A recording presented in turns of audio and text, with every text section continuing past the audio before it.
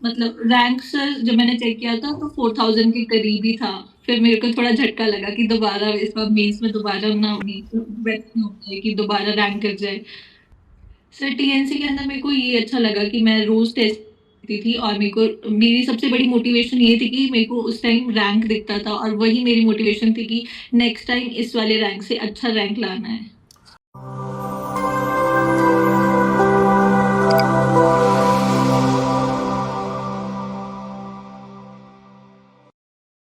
नमस्कार, एक बार फिर से आप सभी साथियों का हार्दिक स्वागत, अभिनंदन टीएनसी के इस ऑनलाइन प्लेटफॉर्म पे। मेरी आवाज आज आपको जरूर दबी हुई नजर आ रही है, लेकिन जोश इतना हाई है कि क्योंकि सामने सबसे बड़े रैंकर्स हो तो जोश तो बनता है। तो सबसे पहले तो मैं आज जो टॉप रैंकर्स हैं 39 सुनीति गौतम को बहुत बहुत बधाई और शुभकामनाएं देना चाहता हूँ। Thank you so much sir, thank you so much. Sunidhi, कैसा लग रहा है इस समय? बहुत ही जबरदस्त चमक है चेहरे पे, एकदम बड़ी खुशी है और एकदम ऐसी खुशी जो कि 4 डिजिट रैंक आपकी पिछली बार आई थी और इस बार सेकेंड डिजिट रैंक आई है, 2 डिजिट आई है। मेहनत तो आपने जबरदस्त की थी, हमें तो उम्मीद थी कि आप फर्स्ट एक सिंगल डिजिट में आए, लेकिन बहुत अच्छी रैंक आपने हासिल की है। बहुत बहुत बधाइयां। कैसा लग रहा है? बहुत अच्छा लग रहा है सर। बिल्कुल। ऐसा ऐसा लग रहा है कि जब मैंने रिजल्ट देखा था तो मेरे को विश्वास नहीं हो रहा था कि ये मेरा मेरा रैंक है। तो फिर मैंने कंफर्म किया, फिर देखा कि बहुत अच्छा लग रहा है। देखो, जो भी टॉपर्स बनता है ना, हर टॉपर्स को खुद पे भरोसा नहीं होता है। वो ये सोचता है कि सच में क्या मेरा ही रैंक है, और वो आज आपने हर बच्चे को ऐसा लगता है, लेकिन जब आप मेहनत करते हैं तो उस मेहनत का जो परिणाम है वो आपके सामने होता है। आज हम सुनीति आपसे बहुत सारे क्वेश्चंस लेने की कोशिश करेंगे। थोड़ा सा मेरा गला खराब है क्योंकि मैंने इतने इंटरव्यू कर लिए हैं जिसकी वजह से मेरा खुद का गला ही बैठ गया है। तो आज सुनीति हम आपसे उन बच्चों के सवाल पूछने की कोशिश करेंगे कि बहुत सारे बच्चे हैं जो जानना चाहते हैं कि हाँ, सुनीति कैसे इस प्रकार से इतनी अच्छी रैंक को हासिल किया है। तो सबसे पहला जो सवाल है उसकी जो शुरुआत है हम करना चाहेंगे आपके अपने इंट्रोडक्शन से। सर मेरा नाम सुनीति गौतम है और मैं नर्सिंग शिमला हिमाचल प्रदेश से बिलोंग करती हूँ। और मेरी बीएससी नर्सिंग दिसंबर 2024 में कंप्लीट हुई थी और मैंने आईजीएमसी से कंप्लीट किया, आईजीएमसी शिमला से। उसके बाद मैंने नॉर्सेट 8 के लिए तो मैं एलिजिबल नहीं थी क्योंकि रजिस्ट्रेशन नंबर नहीं आया था। नॉर्सेट 9 मैंने दिया है, उसमें मेरा प्री भी क्वालिफाइड था, मीन्स भी हो गया था, लेकिन रैंक अच्छी नहीं होने की वजह से मुझे नहीं मिला था। ओके, रैंक भी जरूर जरूर हम चाहते हैं कि शेयर करें कि वो कितनी खराब रैंक थी, वो भी हम जानना चाहते हैं। सर मेरे को एग्जैक्ट तो पता नहीं, उसमें 4128 ये रैंक थी सर। अप्रोक्सीमेट अभी मैंने 4000 के कंफर्म करीब किया। आपकी रैंक थी और इस बार आपने बोला कि भाई इस बार भले ही तुम 4000 लेके आए हो, लेकिन वो आपने उसके जो 4 डिजिट थे उसमें से 2 डिजिट को आपने गायब कर दिया और अब एक बहुत बड़ी रैंक के साथ आप इंटरव्यू कर रहे हैं, 39 रैंक के साथ। बहुत सारे बच्चे इस समय ऐसे होंगे जिनका रैंक जैसा कि आपका आया था पिछली बार की तरफ वैसा ही रैंक आया होगा, लेकिन उन बच्चों के लिए मैं बता देना चाहता हूं कि देखो, डरने की जरूरत नहीं है। सुनीति भी उस रैंक से इस रैंक तक आ सकती है, तो आप भी इस रैंक तक आ सकते हैं। तो सुनीति, आज बहुत सारे क्वेश्चंस हम आपसे लेना चाहते हैं। बहुत सारे बच्चों के क्वेश्चंस मैं लिख के लेके आया हूँ। हर एक क्वेश्चन कोशिश करूंगा कि मैं उन बच्चों के जान पाऊँ, क्योंकि बच्चों के माइंड में बहुत सारे डाउट्स है, बहुत सारी चीज़ें चलती है। जो बच्चा इस समय फेलियर है, जिस बच्चे का सिलेक्शन नहीं हुआ है, तो इस सोशल मीडिया के जंजाल में वो बहुत फंसा हुआ है। उसको हज़ारों ऐसे लोग मिल रहे होंगे कि यार ये कर ले, वो कर ले, तो वो टॉपर्स के इंटरव्यू देख रहा होगा। तो आज टॉपर से हम जानने की कोशिश करेंगे कि किस प्रकार से हम एक अच्छे रैंकर्स बने, किस प्रकार फेलियर से यहाँ तक पहुँचे। तो सबसे पहले मैं जानना चाहता हूँ कि जो आपकी ये शुरुआत है, सुनीति ने नॉर्सेट के बारे में शुरुआत या नॉर्सेट के लिए तैयारी कैसे की और कैसे आगे बढ़ना शुरू किया? सर मैंने जब बीएससी नर्सिंग में एडमिशन लिया था उसके बाद मुझे नॉर्सेट का पता नहीं था। उसके बाद मैंने यूट्यूब पे देखा था कि नॉर्सेट एक एग्जाम होता है, उसके उससे मतलब एम्स में नर्सिंग ऑफिसर बन सकते हैं और ये एक अच्छी अच्छी पोस्ट है। तो उसके बाद फिर मैंने थोड़ा थोड़ा पढ़ना शुरू किया। उसके बाद फिर बाद में फिर एक तो एलिजिबल नहीं थी मैं नॉर्सेट 8 के लिए। फिर मैंने सोचा कि एक लंबा पैटर्न है, मेरे पास 9 मंथ्स है तो मैं अच्छे से पढ़ूंगी नॉर्सेट 9 के लिए। उस टाइम मैंने सारी मतलब एमसीक्यूज भी प्रैक्टिस किए, डेली बेसिस पे रिवाइज भी किया, लेकिन कुछ ना कुछ रह गया होगा जिसकी वजह से रैंक नहीं आई, इस बार आ गई। बिल्कुल, आपने मेहनत की थी, अपना 100% दिया था, आपने थ्योरी पढ़ के सारी चीज़ें कंप्लीट करके आपने नॉट सेट 9 दिया, लेकिन नॉट सेट 9 में नहीं हुआ। फिर ऐसा क्या चेंज किया, ऐसा क्या स्ट्रेटजी बदली, ऐसा क्या आपने बदलाव किया जो बच्चे इस बार सक्सेस नहीं हो पाए, और वैसा का वैसा सिचुएशन आपका 9 सेट 9 में था, लेकिन इस बार 10 में इतनी अच्छी रैंक आई, क्या ऐसा बदलाव है, वो सारे बच्चे जानना चाहते हैं। सर जब मैंने नॉर्थ से नाइन्थ मेंस का एग्जाम दिया तो मैं इतना कॉन्फिडेंट नहीं थी, मतलब कि अपने एग्जाम के लिए। जब मैंने अटेम्प्ट किया, मैंने पहले ज्यादा अटेम्प्ट कर दिए थे, फिर मैं दोबारा उन उन क्वेश्चंस पे गई, कुछ के क्लियर रिस्पॉन्स कर दिए और कुछ के आंसर्स चेंज कर दिए, जिसकी वजह से रैंक गिर गया। उसके बाद मैंने जब जिस दिन रिजल्ट आया, उस दिन मैंने रियलाइज किया कि जो मेरा पहला इंट्यूशन फर्स्ट इंट्यूशन था वो एकदम करेक्ट था। मतलब मेरे 6 to 7 आंसर उस टाइम सही थे, जो मैंने क्लियर रिस्पॉन्स करके हटा दिए थे। ओके। वो मैंने सोचा था कि इस बार। मतलब हर बच्चे की स्ट्रेटजी अलग होती है, और हमेशा हम लोग सीक्रेट वेबिनार के अंदर बहुत सारी ऐसी चर्चाएं करते हैं। वो चर्चा यहीं से निकल के आती है कि बच्चा क्या गलती करता है। जब हम सीक्रेट वेबिनार के अंदर एक लाइन बोलते हैं कि जो पहले अटेम्प्ट में जो आपने क्लिक कर दिया उसको फिर से चेंज नहीं करता है। ये सीक्रेट वेबिनार अगर आपने देखा होगा तो हमने ये लाइन 100% बोली थी जी। कि अब की बार गलती नहीं। तो ये गलती आपने नहीं की और उसमें सुधार लेके आए, और इस बार आपका सिलेक्शन हुआ है, बहुत ही अच्छी बात है। एक बच्चे का सवाल है कि सर टॉपर से पूछा जाए कि दिन में कितने घंटे मिनिमम पढ़ाई की जाए। सर मैंने ऐसे डेली बेसिस पे आवर्स काउंट नहीं किए हैं, बस ये कि रोज के टारगेट बनाए कि आज मेरे को ये पढ़ना है, आज मेरे को इतने एमसीक्यूज करने हैं, इतने टेस्ट देने हैं, वो वही किया है कंप्लीट। मैक्सिमम तो मैं इतने 10 to 12 आवर्स ही पढ़ती थी। ओके। तो बिल्कुल एक मिनिमम आवर्स 10 आवर्स चाहिए अच्छी टॉप रैंक लाने के लिए, और कम से कम 6 से 7 महीने की तैयारी चाहिए जिससे आप एक अच्छी रैंक लेके आ सकते हैं। हाँ जानना जी चाहते सर। हैं कि भाई नॉट सेट निकालना है, और एक बच्चे का कि सर मुझे स्मार्ट स्टडी करनी है, सबसे ज़्यादा टॉप रैंकर से पूछा जाए कि कौन से ऐसे सब्जेक्ट पढ़ के जाऊं जो टॉप 5 या 6 सब्जेक्ट हैं, उनको तो पढ़ के जाना ही जाना है, बाकी वाले छोटे सब्जेक्ट को छोड़ के जाना है। तो सबसे प्रायोरिटीज़ जो होता है ना, हम प्रायोरिटीज़ वाइज ऑर्डर करें, तो सबसे ज़्यादा प्रायोरिटी आप कौन से सब्जेक्ट को देना चाहेंगे। सर मैंने जो प्रीवियस ईयर का पैटर्न देखा, उसमें जो मेजर सब्जेक्ट्स थे वो थे मेडिकल सर्जिकल नर्सिंग, ओबीजी, सीएचएन था, पीडिया थी, और मेंटल हेल्थ नर्सिंग के थी। और रिसर्च के तो अब पूछे ही जाते हैं थोड़े थोड़े, और न्यूट्रिशन भी आता है। ओके। तो आपने लगभग 5 से 6 सब्जेक्ट आपने टारगेट किया, और पीवाईक्यू के बेस पे आपने जज किया कि कौन सा सबसे ज़्यादा हाई हिल्ड है, हाँ और जी। उसके ऊपर आपने काम किया। बहुत बढ़िया, बहुत अच्छी बात है। एक सवाल है बच्चे का हाँ जी। कि मैडम से पूछा जाए कि प्रीलिम्स में क्या स्कोर रहा और मेंस में क्या रहा। मीन्स में मेरा जो प्रीलिम्स इस बार का था, उसमें मेरे 96 परसेंटाइल थे। मतलब रैंक सर जब मैंने चेक किया था तो 4000 के करीब ही था। फिर मेरे को थोड़ा झटका लगा कि दोबारा इस बार मेंस में दोबारा ना वैसा ना होनी, वैसा ना होता है कि दोबारा रैंक कर जाए। तो फिर सर मैंने पता नहीं, प्रीलिम्स में एक तो मेरा नॉन नर्सिंग उतना स्ट्रांग नहीं था, जिसकी वजह से मेरा रैंक गिर गया था उस टाइम। तो सर मेंस में तो नर्सिंग का ही आता है, तो फिर रैंक अच्छा आ गया। देख सकते हैं कि बहुत सारे बच्चे ऐसे होते हैं जिनको लगता है कि मेरा प्रीलिम्स में रैंक पीछे आ गया, लेकिन ऐसा कुछ भी नहीं है। प्रीलिम्स में भले ही रैंक पीछे आ जाए, वो एक स्क्रीनिंग टेस्ट होता है, उसका कोई बड़ा रोल नहीं होता है, बस पार करना होता है।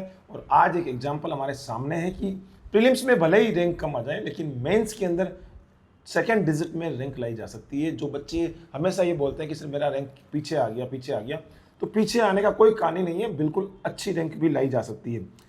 बहुत बार ऐसा होता है कि जैसे आप टीएनसी के साथ लगातार टेस्ट दे रहे थे, बहुत बार ऐसा होता है कि मन करता है यार छोड़ दूँ, आज तो रहने देते हैं, अब नहीं करते हैं, आज आज छुट्टी मार लेते हैं।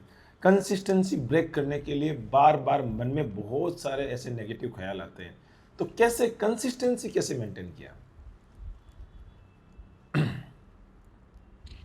सर ये तो मोटिवेशन है, अपने पेरेंट्स को इस जगह से बाहर निकालना है कि हाँ ठीक है, उनको एक अच्छी लाइफ देनी है। वही मेरा मोटिवेशन था कि डेडिकेशन और कंसिस्टेंसी तो बहुत इंपॉर्टेंट है। अगर आप रोज के टेस्ट दे रहे हो, रोज पढ़ाई कर रहे हो, रिवाइज कर रहे हो, तब भी एक अच्छी रैंक आ सकती है। अगर एक दो दिन मतलब ऐसे अगर आपका हफ्ता भर भी लैग कर गया तो आप बहुत रैंक पीछे जा सकते हैं। टीएनसी के अंदर सबसे बेस्ट चीज़ क्या लगती है आपको? सर टीएनसी के अंदर मेरे को ये अच्छा लगा कि मैं रोज टेस्ट देती थी और मेरी सबसे बड़ी मोटिवेशन ये थी कि मेरे को उस टाइम रैंक दिखता था और वही मेरी मोटिवेशन थी कि नेक्स्ट टाइम इस वाले रैंक से अच्छा रैंक लाना है। ओके, बहुत अच्छी बात है। टीएनसी के क्वालिटी कंटेंट के बारे में आपका क्या विचार है? Sir quality content is best. जो भी मैंने जैसे अपडेट सर के जो एडवांस सीरीज थी वो भी देखी थी मैंने। टीएनसी की जो कपिल सर की विक्ट्री सीरीज चल रही थी उसके भी कुछ वीडियोस देखे थे, तो मेरे को कंटेंट काफी अच्छा लगा था। थैंक यू सो मच और बहुत बहुत धन्यवाद। अब मैं एक चीज़ जानना चाहता हूँ। हर बच्चा डरता बहुत है। जैसे पिछली बार आपका सिलेक्शन नहीं हुआ, बहुत डर रहता है कि यार इस बार भी होगा कि नहीं होगा, क्योंकि जब जब बोलना आसान है, जब एग्ज़ाम हॉल में जाते हैं तो पैर काँपते हैं। चाहे कोई भी बच्चा हो, चाहे वो AIR 1 भी रहा हो, उसके भी पैर काँपे होंगे। तो उस समय जो लास्ट के 15 टू 30 डेज़ होते हैं, क्या स्ट्रेटजी बनाई थी कि मुझे इस तरीके से पढ़ना चाहिए? सर मैंने 15 टू 30 डेज जो मैंने पिछली बार गलती की थी कि मैंने रिवाइज नहीं किया था डेली बेसिस पे। इस बार मैंने सोचा था कि मैं डेली बेसिस पे रिवाइज करूंगी और डेली एमसीक्यूज करूंगी और डेली टेस्ट दूंगी और देखूंगी कि मेरा रैंक कितना इम्प्रूव हो रहा है। ओके, डेली बेसिस पे आप हमेशा रिविजन्स को प्रायोरिटी दिया और लास्ट के जो 30 डेज थे उसमें आपने सबसे ज़्यादा एफर्ट्स लगाए और रिविजन्स पे एफर्ट्स लगाए। एमसीक्यूज की। बिल्कुल बिल्कुल बिल्कुल, बहुत अच्छी बात है। आपने मेहनत किया और हाँ रिविजन्स पे जी सर। सबसे ज़्यादा एफर्ट्स लगाए। दो चीज़ें, बच्चे बहुत सारे मेरे से क्वेश्चन पूछते हैं कि सर हम ज़्यादा थ्योरी को तवज्जो दें, ज़्यादा MCQ प्रैक्टिस को ज़्यादा तवज्जो दें या रिवीजन को तवज्जो दें? तो तीनों चीज़ें हमारे हाथ में हैं। कुछ बच्चे ज़्यादा थ्योरी में उलझ के रह जाते हैं, तो उनके लिए आपका क्या संदेश है? सर मेरे हिसाब से करता हूँ बेटा। Theory is important. अगर आपका बेसिक क्लियर है तो आप एमसीक्यूज अच्छे से कर सकते हैं। अगर आपके बेसिक ही क्लियर नहीं है तो आपको एमसीक्यूज में कंफ्यूजन होगा। तो इस वजह से मैंने सर डेली बेसिस पे रिवाइज तो किया ही, और जो भी कुछ भी इम्पोर्टेंट है, कुछ भी नया है, कुछ भी अपडेट हुआ है, उसको अपने नोट्स में मैंने कवर किया था सर। ओके, बिल्कुल, बहुत अच्छी बातें आप बता रहे हैं और हर बच्चे का क्वेश्चंस में लिख के लाएँ, क्योंकि मेरे इतने क्वेश्चंस हैं कि मैं भूल जाता हूँ। बच्चे पूछते हैं कि मैडम से पूछा जाए कि डेली कितने MCQ प्रैक्टिस करने चाहिए? सर पहले पहले तो मैं कम ही करती थी, मतलब 2 से 3 टेस्ट देती थी, लेकिन लास्ट के 2 to 3 मंथ्स में मैंने डेली बेसिस पे 700 to 800 रोज एमसीक्यूज प्रैक्टिस की।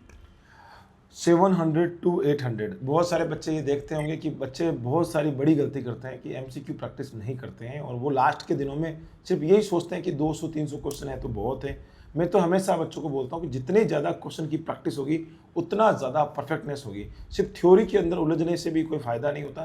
थ्योरी पढ़नी ज़रूरी है, एक बार कंसेप्ट क्लियरिटी हो जाती है, उसके बाद जितने ज़्यादा MCQ प्रैक्टिस होते हैं उतने ज़्यादा आपके पावरफुल होते हैं, आपका एफर्ट्स पावरफुल होता है, टाइम मैनेजमेंट होता है, बहुत सारी चीज़ें आपके अंदर निखार आती है।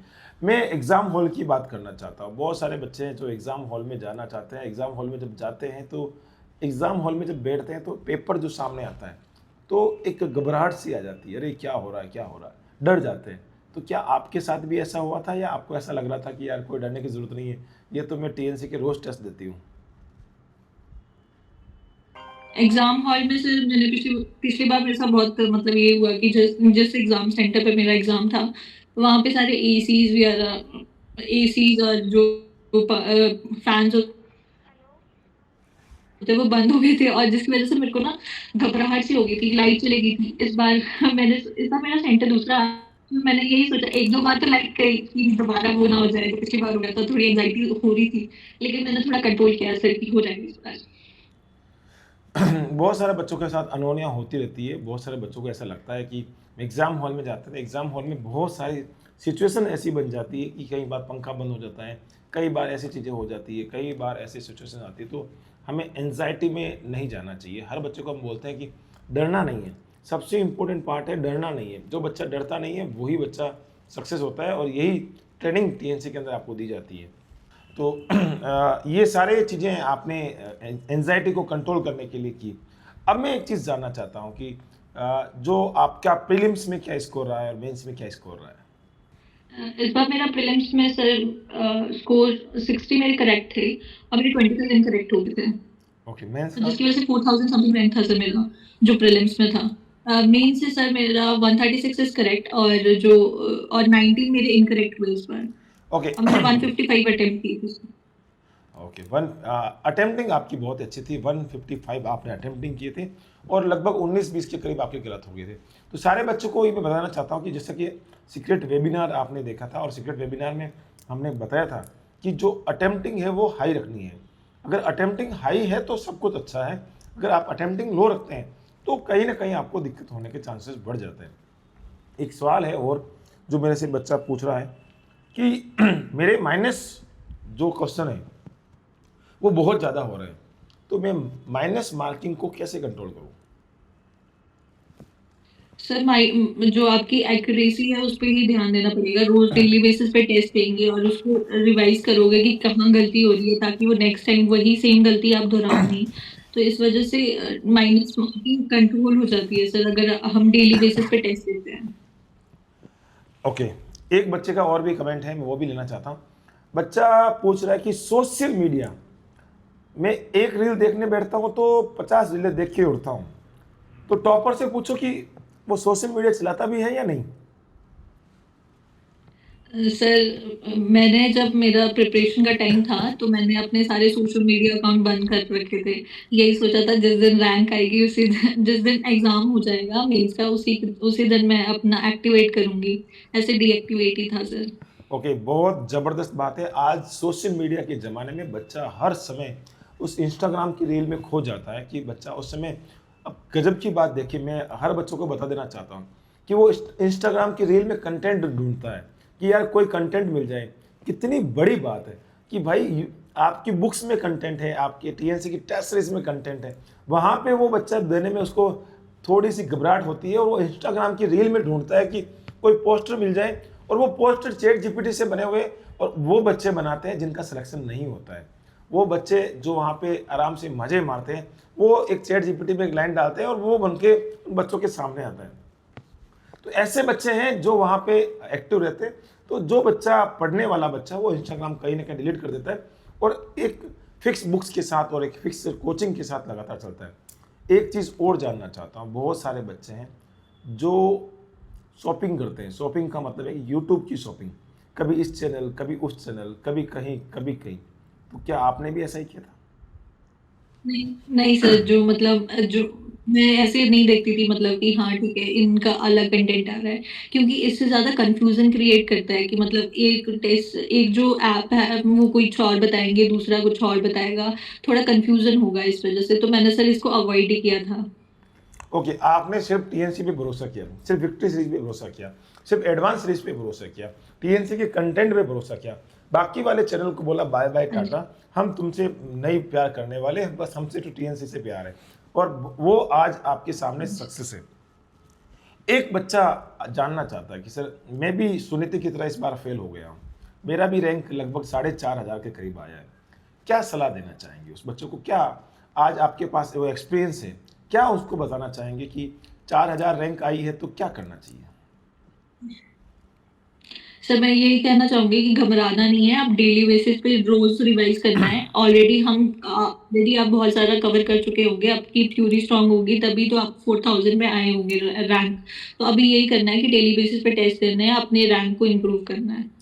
जबरदस्त बात बोली है कि अब आपको डरने की जरूरत नहीं है। जिस बच्चे ने प्रीलिम्स निकाल लिया है, मैं उस बच्चे को लिए हमेशा ये लाइन बोलना चाहूंगा, उसको अब किसी भी चीज की जरूरत नहीं है। जिस बच्चे का प्रीलिम्स निकल चुका है उस बच्चे को सिर्फ एंड सिर्फ एमसीक्यू प्रैक्टिस पे फोकस करना चाहिए। जितना ज्यादा वो रिवीजन करेगा, जितना ज्यादा वो एमसीक्यू प्रैक्टिस करेगा, वो एक अच्छी रैंक लेके आएगा ही आएगा, अगली बार लेके आएगा।